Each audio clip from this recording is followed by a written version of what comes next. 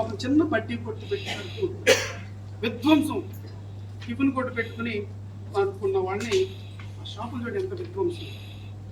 ఏంటి మీ సమాధానం వీడికి? రైతుల కోసం వచ్చాను. ఏం చేయాలి? మీరు రైతులు చేసిన మేలు ఇది.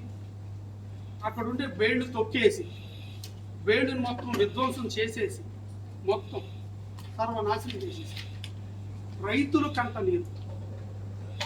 రైతులకు నిజమైన కడుపు కోత.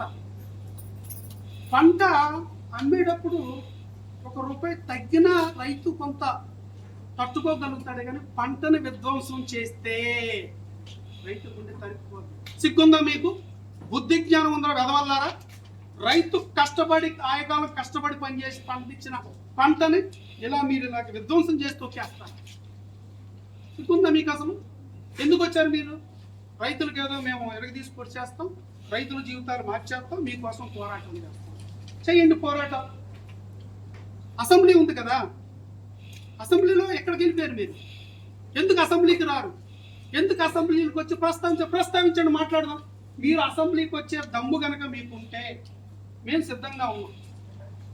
ఇదిగో ఇలాంటి సమాచారంతో ఎవరో మన వాళ్ళు ఒక రైతులు అనుకుంటా ఒక పాంప్లెట్ వేశారు. జగన్మోహన్ రెడ్డి గారు నిజంగా మాకు ద్రోహం చేశారండి, జగన్మోహన్ రెడ్డి గారి హయాంలో మాకు అన్యాయం జరిగిందండి అని తెలియపరుస్తూ ఒక పాంప్లెట్ వేశారు. అందరికీ కూడా అందిస్తాయి. ఈ పాంప్లెట్ చూడండి. ఈ పాంప్లెట్ ప్రకారం ఇది అధికారిక లెక్కలు ఇవి. మేమేదో ప్రింట్ చేసుకుని మేము వేసుకున్నాయి కాదు, ఇది అధికారిక లెక్కలే. జగన్మోహన్ రెడ్డి గారు మీరు ఒక డైలాగ్ అన్నారు, ఆయన వస్తున్నారనంట భయపడిపోయంట ₹10 పెంచేశారంట. పోనే అనుకుందాం, అసలు మీరు అధికారంలో ఉన్నప్పుడు మీరు ఎవరికి తీసి పొడిచింది ఏందయ్యా?